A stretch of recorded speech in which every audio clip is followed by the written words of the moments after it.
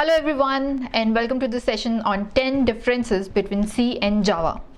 Now for those of you who were in the previous session where we did a session on 20 common interview questions on C and C++, many of you I saw were from Java background, preparing in Java background, right?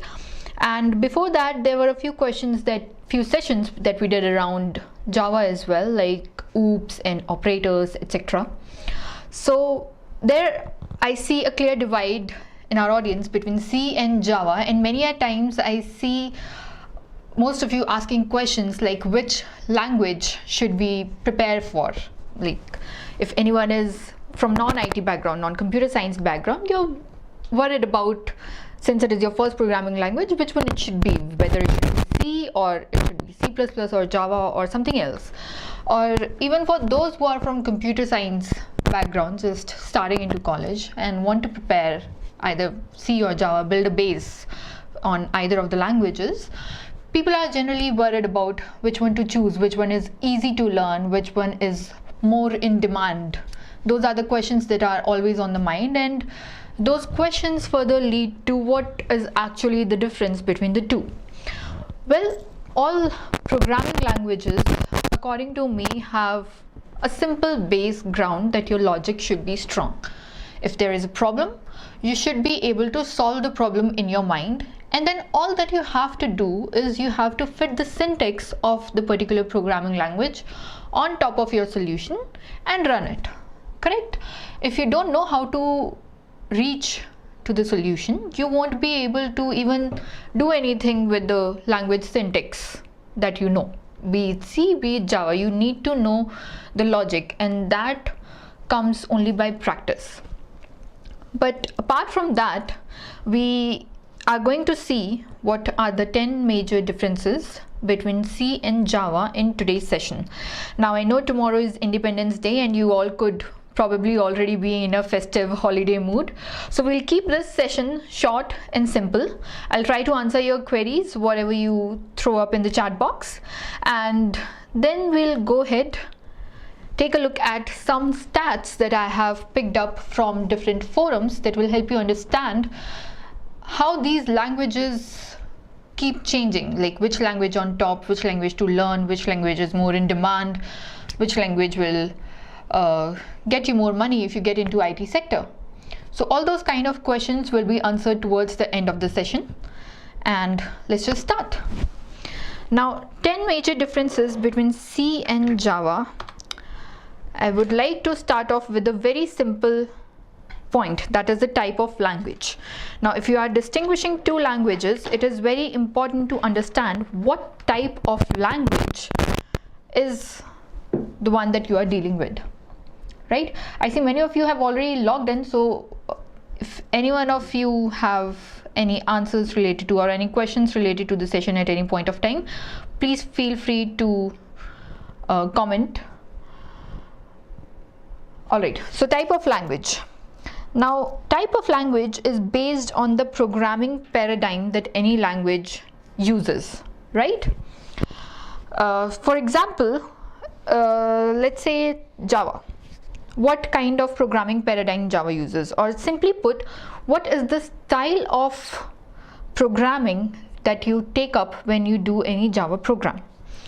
So when you write Java programs, all you have to worry about is how to simulate your program with the real world entity. So let's say if you have to create a library system, you'll compare your actual library system with mapping to the program, right? You'll have students that come to pick up books, you'll have book sections divided into different classes.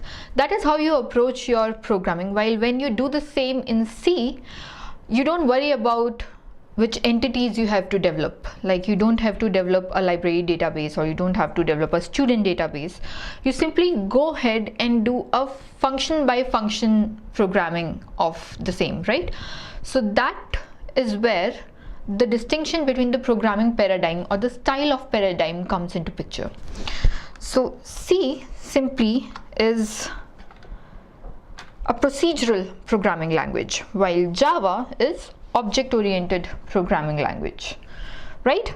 C goes procedure by procedure, and Java goes in terms of object, mapping your program to simulating your program to real world entities.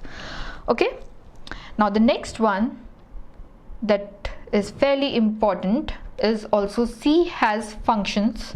You'll work with functions, right? Your modules of programming would be divided into functions, while in Java your modules of programming would be based on objects. Correct? Now next one is the execution. How does your program gets executed? Now again, execution is also fairly simple in both compared to C and Java. Some of the languages that we have out there are compiled languages. That is, the code is taken, whatever code you write is taken, and it is compiled to machine understandable code, that is in language of zeros and ones. So when that is done, a language is called a compiled language, while languages like Java are interpreted languages. Now what do I mean by interpreted languages? In interpreted languages, you take your code and you convert it into bytecode. So Java, your actual program, your .java file is converted into bytecode. Now once it is converted into bytecode, you can take that program and run it onto any JVM on any machine. And that is why Java is proudly called as a portable language. So once your program is converted into that JVM friendly bytecode, you can go ahead and move it to run it on any machine. So that is another difference between the two. Java is compiled, C is compiled, and Java is interpreted. Alright. Okay, so I have a few comments that I will take up. Just says Java has no pointers. That is true. That is one of the difference. Java actually has pointers, but it doesn't give you explicit control of handling those pointers. It handles the pointers automatically. That is one of the points that will come up later. And C has no inheritance, right? Java is for functional output. Castro is asking, Java is for functional output. Java, so if you ask me based on output, Java can give you any sort of output, but the procedure of writing the program is not functional in Java. It's object based, correct? And the procedure of writing your program in C is actually, that is functional based. Rohit says C uses POP whereas Java uses oops. That's true. Alright, now moving on to the next point after execution. So we have seen the type of programming that we do, and we have seen how we execute our programs. Now next is low level versus high level. Okay, so most of the languages, in fact all of the languages, are divided into these two blocks. One is low level and one is high level. Now how are the languages divided into these two categories? If your language is more on the sides of machine understanding, like it's closer to the machine language, then the language falls in the category of low level language. While if your language is more abstract and is more user friendly, the code writing, the syntax is more user friendly, then it falls in the category of a high level language, right? So based on the same 2 pointers, C falls into low level language, whereas Java falls in the category of high level language. Now on the same note, C, since it is a low level language, it is mostly used when you are working with embedded programming, like you're designing a kernel or you are designing a game internal, or when you are designing database engines, correct? While since Java is a high level language, it is used to design large scale middleware programs or server side apps. So the use of both these languages now differs because both are falling in two different categories. So both are addressing two different areas of programming altogether. So when you go ahead and work on the design kernel, C is the more preferred language, while you go and make server side apps or high level large scale middleware apps, you would do that in Java. So depending on what you're working on, you will choose C or you will choose Java. Next is the programming approach. What do we mean by programming approach? Can anyone answer this?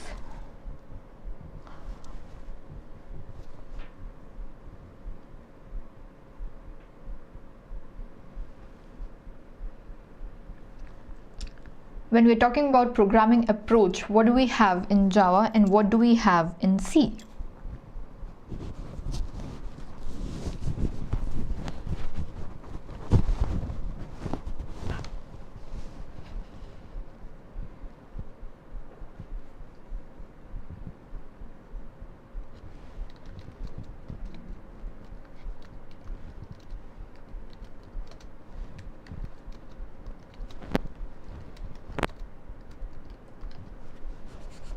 Anyone? If you're familiar with the term programming approach, you would know what am I talking about.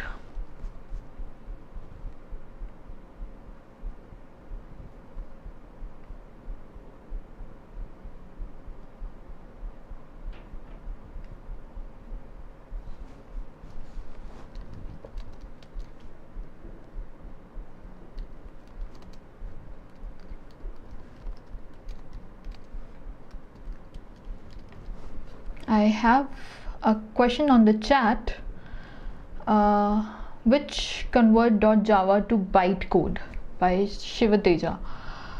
The .java file is converted by the interpreter to .class file, which is then run by your JVM on your machines to produce the output. So that is how a file in .java gets converted to the final output. Oops, okay, many of you are answering oops and procedural. So programming approach is not about whether your program is following oops or that is your programming paradigm. Oops or procedural or functional, those are programming paradigm. Programming approach is whether you are solving a problem top down or whether you are solving a problem bottom up. That is what you mean by programming approach. So when you're solving a program in C, what you do is you go ahead, you take the problem that you have and you try to split it into smaller modules. Like if you have to go from A to C and there's no direct route to go from A to C, you try to devise smaller modules that you combine into functions that take you from A to C. So let's say function F1 is taking you from A to X, then F2 takes you from X to Y, function F3 takes you finally from Y to C. So that is how you solve your programs in C. You have your program, you try to divide it into smaller chunks and then combine those chunks together to formulate your complete program. While in Java, the same thing is done in bottom-up way, right? You don't split your program into smaller chunks, but you combine your smaller chunks into the whole bigger picture. So in Java, let's say if you have to write a program to find whether a number is palindrome or not, correct? So palindrome is number reading same backward and forward. Now you would start by writing a function or a module that would give you whether a number reversed, how to reverse a number, correct? Then you will write another one which matches the reverse number with the original number.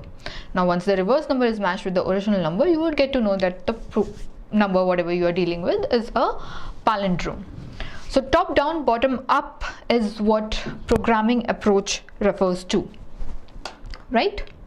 C is top down, whereas Java is bottom up. Cool. Now moving on to the next one, pointer manipulation. Now this should be easy for those of you who have worked with C or who have worked with Java, or even for those who have not worked with either one of the languages. This is fairly evident about both the languages. When someone even does one Google search, you'll get to know where pointers come and where not. So what do you get by pointer manipulation?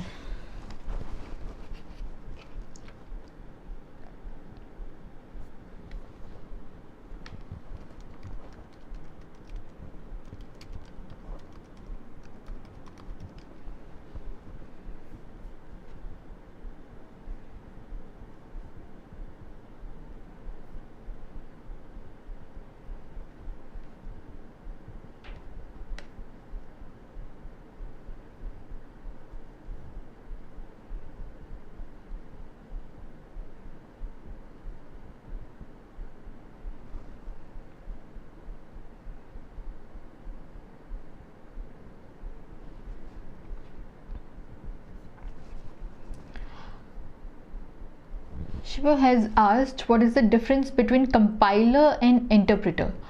See, compiler scans your entire program and translates it into the machine code at one go, while interpreter will translate your program statement one by one. If at any point of translation an error comes, it stops. It doesn't further translate your program. But compiler would translate the complete program and then convert it to machine code. Now, since interpreter is doing it one statement at a time, interpreter takes less amount of time to analyze the source code, but the overall execution becomes slow. While since compiler is doing it in one go, it takes more time to analyze code, but the overall execution in compiler becomes fast.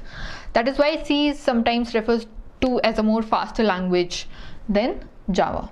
But again, depending on where you are using it, the response time changes.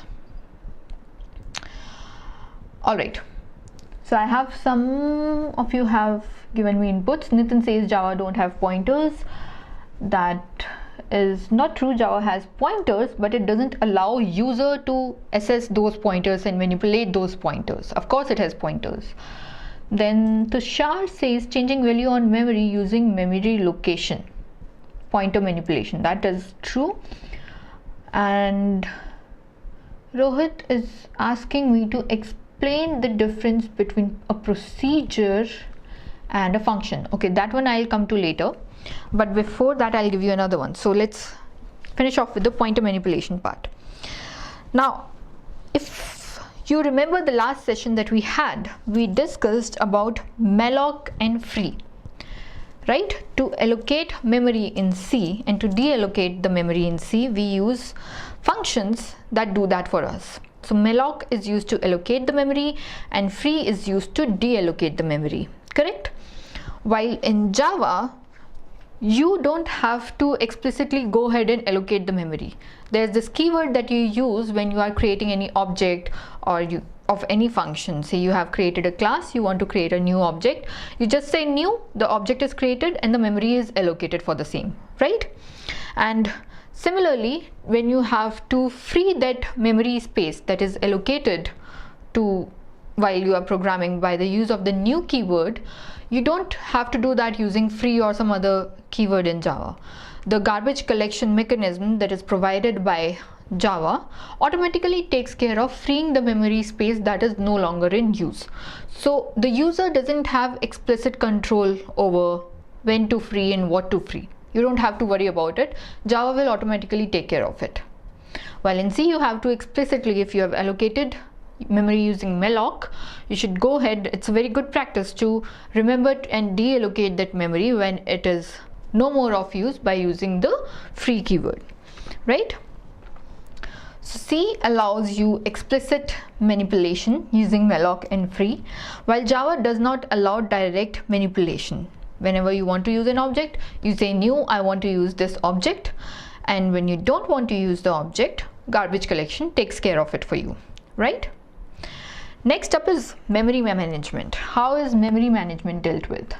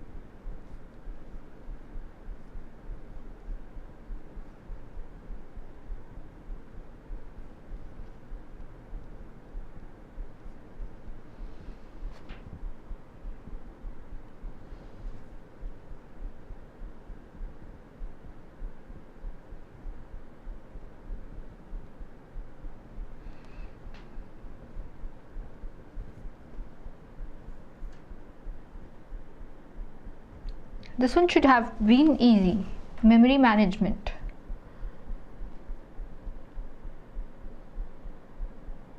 How is memory management dealt with in both C and Java? Anyone? Any pointers?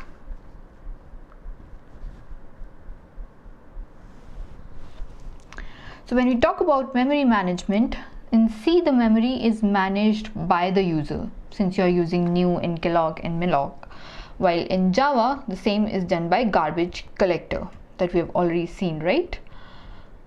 The garbage collector automatically takes care of deallocating the memory for you.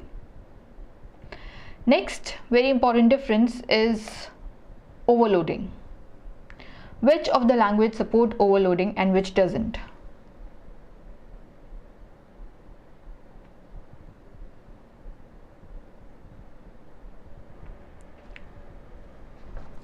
Asim says, if you would keep a live session on useful functions in C++ or Java. Alright, Asif, note taken. I'll try to do a session on important functions.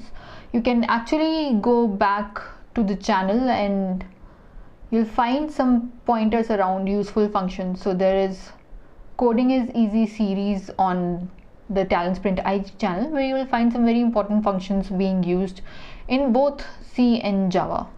So go through that, but I'll try to take a session on this. In C we have control pointer, but this, yeah. So C doesn't support overloading, while Java does support overloading. But remember that Java supports overloading only for methods. It doesn't support overloading for operators, correct? While in C++ you can even overload an operator. Again, we discussed this in last session, how do we overload operators in C++. So you create a new operator by the name and you define the functionality, how many parameters this operator will take, how will it operate on the values that it's taken as parameters, and what output it will return. So you can even overload an operator when you're working with C++. But in Java, overloading is allowed only for methods. Alright. Now moving on to the next one, preprocessor. How are the two different when you talk about preprocessors?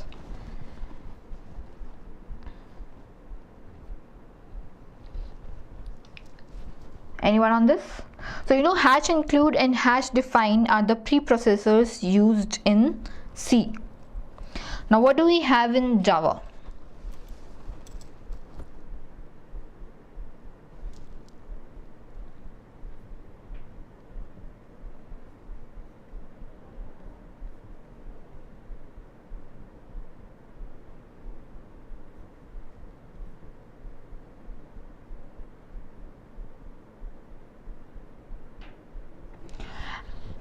Okay, someone of you asked difference between procedures and function a little while ago.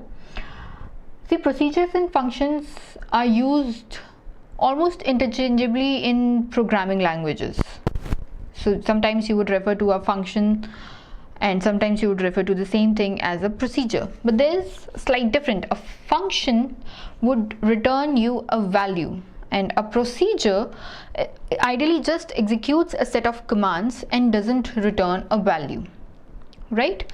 So the function name that we have taken to, you know, refer to this set of code that is doing something and returning to a value, it is identical to a maths function that would take some values, and based on the values and the operation that is to be performed on those values, it returns some output. While a procedure is simply a set of commands that you want to follow and execute in a certain order. So you don't want to miss out on the order, you create a procedure and you do the same, right? Similar thing is manipulated in other languages as well, right? If you refer to SQL, procedures and functions have the same difference. Procedures will just execute your set of statements, while functions would also return you a value after some return value would be there after executing those set of statements. Alright, so Tushar says public static final. Yeah, if you have hash define in C, the same process is done by public static final in Java, right? And C has preprocessor. Vasam Zeki says C has preprocessors. That's true, C has preprocessors, and Java doesn't. Java has its own directives that refer to the class names, the directory and the file structure that we use hash include in C to do. We use hash include and then we give the file name that we want to include in the program, right? Java simply has class names and file structures and directories to do the same. So you have a package, you have a set of files in that package in Java, and that's it. You can access it inside the package. Now inside a class you have something, outside the package you have something. How this accessing of data from one package to another package happens depends on what kind of control you have given to the program. So that all in Java is taken care of by using the class names, right? So C has a preprocessor that has hash include, hash define, while Java doesn't. Now moving on to the next, input output. How are the two different in terms of input output is fairly simple. This is simply the syntax difference between the two. C has printf and scanf. So if you want to print something on the screen, you use printf. But if you want to take something as input, you use scanf, that is C. Now in Java, the same thing is done using the libraries system.out.print or println, that is another form of the same, and system.in.read is used to read the output from the console or read your files or read your input from any other format, right? So this is simply a very general syntax difference between C and Java. And now moving to the final one, exception handling. Now which language of the two supports exception handling? Is it C, is it Java, is it both?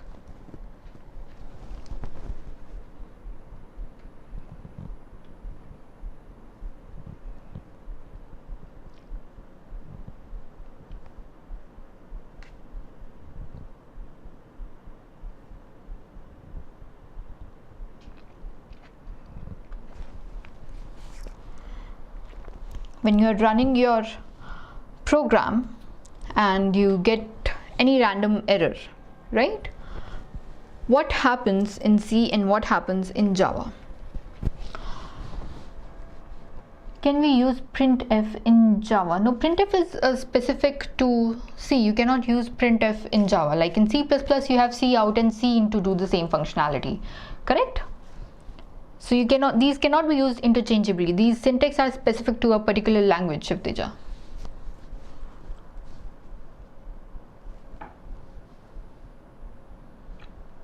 Sneha says scanner class in Java. Yes, scanner class is also used in Java, Sneha, to do the reading of input from the console.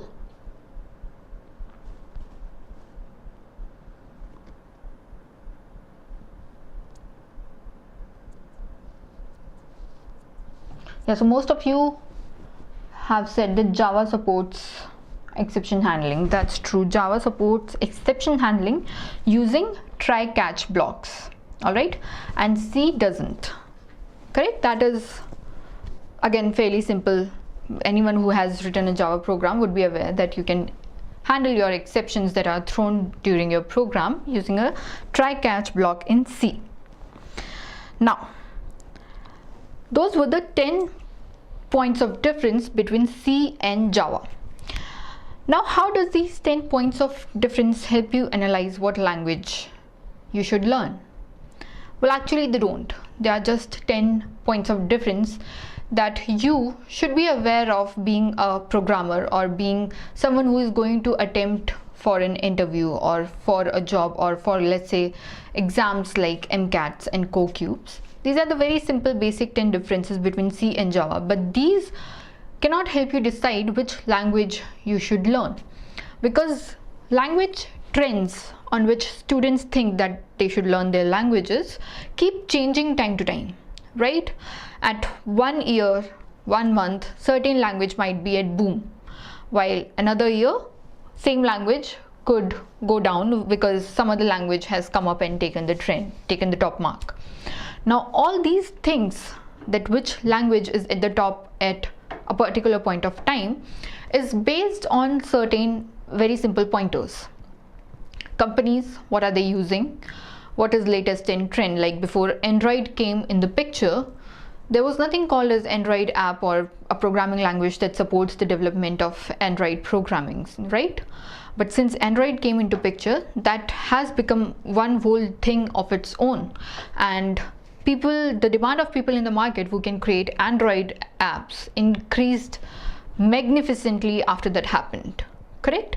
So as new technologies keep coming and evolving, these trends keep changing, but C and Java have been there forever and are kind of promised to be there forever, because there are huge chunks of applications and softwares that have been designed on both of these languages and are still being continuously designed on these languages. Like we heard in one of the pointers that we discussed, C is a low-level programming language. So when you design kernel of any software, or when you go for database design, when you go for your analytical designing, game designing, C is a preferred choice of language. While at the same time, when you do serverware programming, middleware programming, Java is a more preferred choice, correct? Now, if you see certain stats that I have taken down, I'll show you in a while. These languages kind of take a trend. Sometimes someone goes up, sometimes someone goes down. Let me quickly show you those. So you can see this screen, we have a list of languages that is taken from the forum called TechForm. You see the users of different languages. So JavaScript is at the top with a number, then next is Java, then we have Python, Ruby, PHP, C++, CSS, C# and C, correct? Now again, if you move on to some other stats, let's take another screen. Most popular coding language of 2016. Now this is taken up from Code Eval, the most popular coding language of 2016. Now in this, these stats are of course of 2016. In this you will see that Python is at the top with Java at the second number. Then comes your C++, then C#, then C followed by JavaScript, Ruby, PHP, Haskell, and then we have some languages that occupy the lower slots. Okay, so on the sheet you see Python on top, while on the previous one you saw JavaScript on top, correct? Now moving on to the next one. This is a very interesting chart. It shows you the programming language popularity based on the questions that are asked on Stack Overflow for different programming languages versus the projects that are created on GitHub. Okay, now Stack Overflow and GitHub are two very popular programming forums. On Stack Overflow, users post their questions and they tag it, whether it's a C question, C++ question, C# question, Java question, correct? And the people who can help them answer their queries, they do it. And GitHub has multiple projects that are owned by companies as well as freelancers, individual users working on the projects. So again, those projects are tagged on whether the projects are C++ or C# or Java, correct? So this chart is combined out of those two sources, and this chart will tell you the popularity rank on both. So if you see one side, we have the popularity rank of Stack Overflow, and the other side we have the rank on GitHub. So this is merely by the number of users, correct? Which user, how many users are using what particular language. Now if you see in this chart, it is very clear that C#, C and Java occupy the topmost spots. C++, right? These are the topmost languages based on both of these forums, Stack Overflow as well as GitHub. And the top corner, if you see, includes JavaScript as well. JavaScript is widely gaining traction between programmers, as well as Python, another language that is gaining high traction in the programming world, So people are kind of moving more and more towards JavaScript because they have to do designing as well as Python, right? So this is the trend as per your Stack Overflow and GitHub, correct? Now moving on to the next one. PYPL, that is Popularity of Programming Language Index. Now this is the latest chart that I could find, which is based on August 2017 compared to a year ago. Now this is again a GitHub repository which keeps track of which programming language is trending, which is not, which is first to. Again, these ranks keep changing, so don't focus on which language is it top and which is not. Like Tushar is worried why JavaScript is on top. Tushar, these languages trends keep changing based on what user base and what parameters and what data points you are taking as input to prepare your chart, as well as it also keeps changing on which year you are referring to, which month, which year you are referring to. So depending on the technology that's coming up, it keeps changing. Fine. So based on this, you see that Java is at the top with 22.7% share, which is a minus 0.7% compared to a year ago. Next in line is Python with 16.3% share, which is plus 3.7 compared to last year. Then follows PHP, then C#, JavaScript, C++, C, then followed by R, Objective-C, Swift, MATLAB, etc, etc. There was a long list. I am showing you the top 10-11 here. Now again, these charts will keep changing, right? And these charts do not define which programming language is easy or difficult to learn. In my view, all programming languages are very easy to learn depending on how you approach programming. If you're good with logic, if you are able to give time to practicing your programming, you can learn any programming language. And if you have learned one, it is very, very easy to navigate to any other. All you have to know is, what syntax a programming language has. So as you can see here, it's clearly mentioned the more a language tutorial is searched, the more popular the language is assumed to be. So this chart that you are seeing here is based on the search results. So as the more the search, it's a leading indicator that which programming language is more in demand or which programming language is used more by the users. So Google search, Google Trends, as you can see, is another parameter to identify which language is more popular and which is not, correct? Another very important pointer while you are working for search that which programming language is more in trend or more in popular, one index that I came across was also the number of books sold. So many people don't go online to learn. They don't prefer online tools to learn or wikis or links to learn. They prefer ordering books and reading from a hard copy, correct? So which year, which language books are sold more, that is another parameter based on which these stats are defined, that which programming language is trending, which programming language you should be learning.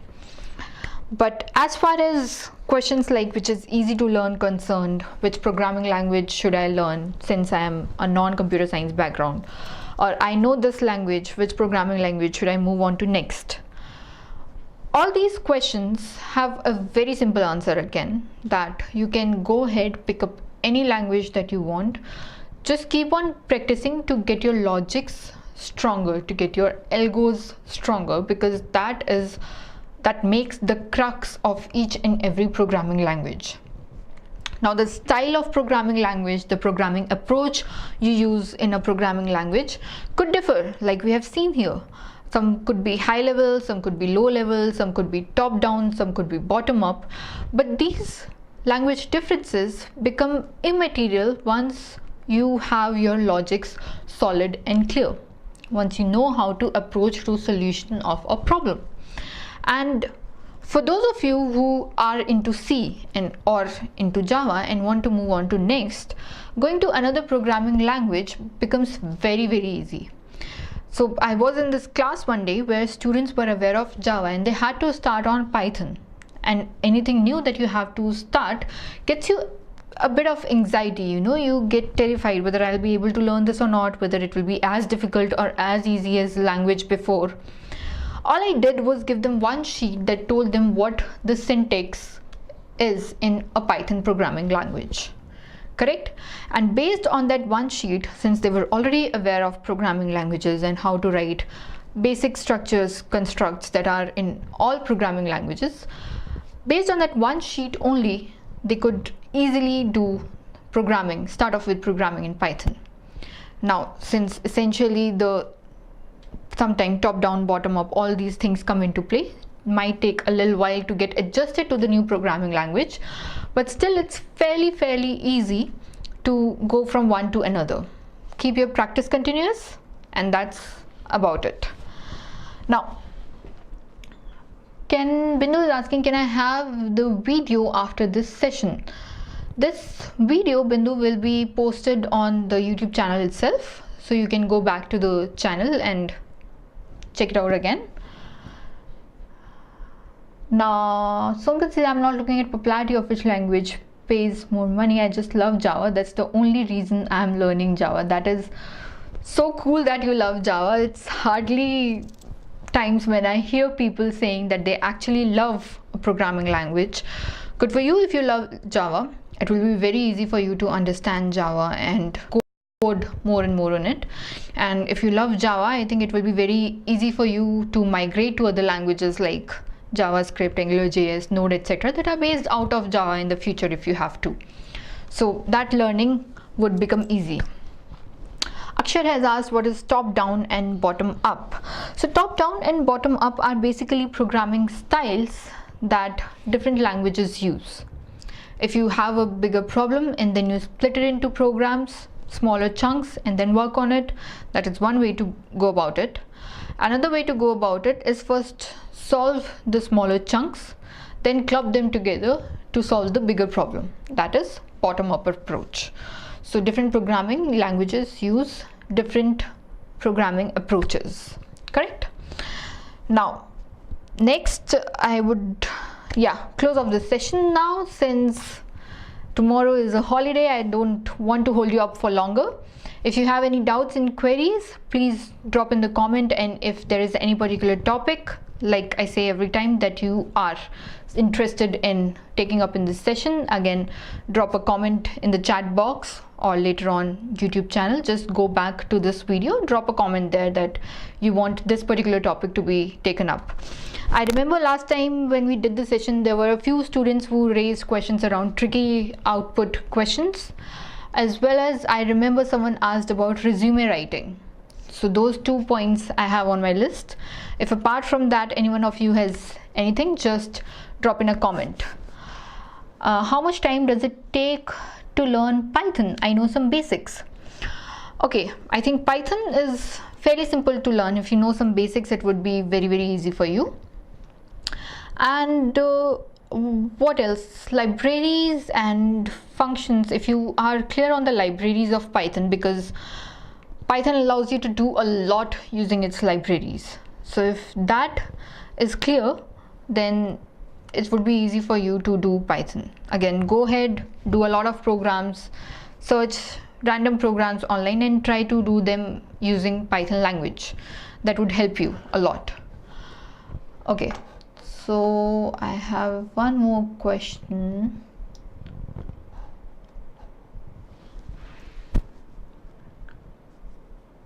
Netha, you're trying to type something, but I'm not able to understand what you're trying to ask. What is the difference between I equals to 0, I less than 5, I plus plus, and I equals to 0? So Netha, the first for loop is fairly simple. It runs from I0 to I5. Since you are incrementing it every time, it will keep incrementing. And then there is a check condition. Whenever I reaches 5 or greater than 5, It will break the for loop and get out of it. While in the second one that you have mentioned here, I equals to 0, you have not given a terminating condition, right? As well as you have also not given incrementing condition. So since there is no terminating condition, this will let you inside an infinite loop.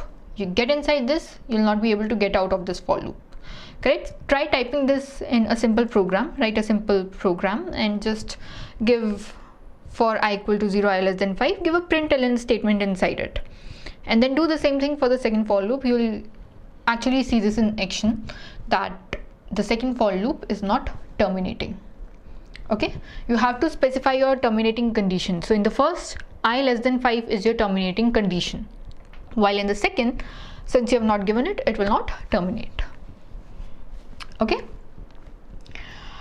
Okay, Fanendra has asked Python or Java, whatever you like. Like some people know that they are hardcore fans of Java, like Sonkan. So if you like Python or Java, depending on your liking, you can go ahead. But if you're new to programming and you're deciding which one to go to, I would say both are like at equal odds. Java is fairly popular in the programming language industry. Coders love it. It's easy to understand. It's really high level. You don't have to worry about the nitty-gritties of the language. And similarly, Python is also kind of a different structure. It has a more functional approach to things, and it is also very easy to grasp. You have to know your libraries easily, and then Python becomes fairly easy. If you are aware of the basic constructs like conditional constructs, looping constructs, I think Python would also be a very good start. And maybe Python would be easy to wrap up because it kind of would introduce you to many more concepts very quickly. All right. Next is, when will you do your next session? The next session update, Tushar, will be on the channel. Subscribe to the channel. So whenever we have a next session coming up, 2-3 days prior to that, we update on the channel that the next session is coming up at so and so date on so and so time. Correct? So you will get that update. Subscribe. Is there any programming classes available for Java? I want to learn Java coding. Yeah, there is programming classes of Java on the channel. That is Java for beginners. I think there are around 20 videos in that series on the channel so far. So you can start off with the very basics of how to set up your computer, how to download Java, how to download JDK, how to download Eclipse, how to work with Eclipse, what are the shortcuts to use when you're working with the tool, because I feel that the tool, understanding of the tool that you're using to do your programming is very important, because that makes your programming time very crisp and short. So we have started off with the same downloads and then shortcuts and then the very basics of writing a program, starting with a simple program, hello world, the quintessential Java program that any programming book or tutorial would start you with. And then slowly we are moving on to data types, operators, variables, conditional constructs, looping constructs, and recently we put up a video around object-oriented programming, introducing you to object-oriented programming. So there will be a lot more videos coming up in that series. You can again subscribe to the channel to get a notification whenever a new video is uploaded. And these are very bite-sized videos, around 3 minutes to 5 minutes each video, so that it's fairly easy. You can learn it at your own place, and 3-5 minutes I think are easy for anyone to give during the day. So if during the day you just go ahead and watch one video in the morning, one video in the evening, and keep practicing. Again, just watching the video won't help you. Go back to your systems and use the downloaded Eclipse in Java and actually write some code. That is the only thing that is going to help you understand the language faster. Correct? So do that. All right. What do I have next? What is marker interface? Serialization is an example of marker interface. Your question is already answered. Then we have, explain me about time complexity and space complexity. Okay, this topic of time complexity and space complexity I'm planning to take up in the next session, Abhishek. So I would not get into it right now. whenever the next session is, you can join it. I'll address this in the next session, time complexity and space complexity, and some questions around both of these. What next?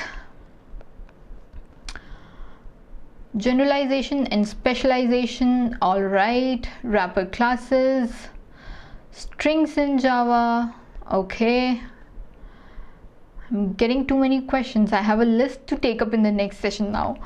In Core Cubes coding round, will they deduct marks if we get warnings and our program is executed for all test cases?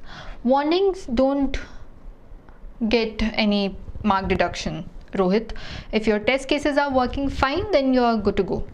That is all they need, that for each and every test case you have to have a good solid output. Correct? So that's it for the session, I guess. I'll keep in mind the last few pointers where you have shared what all topics you want: generalization, specialization, wrapper classes, strings in Java, and what else? There was one more. Yeah, time complexity and space complexity, serialization.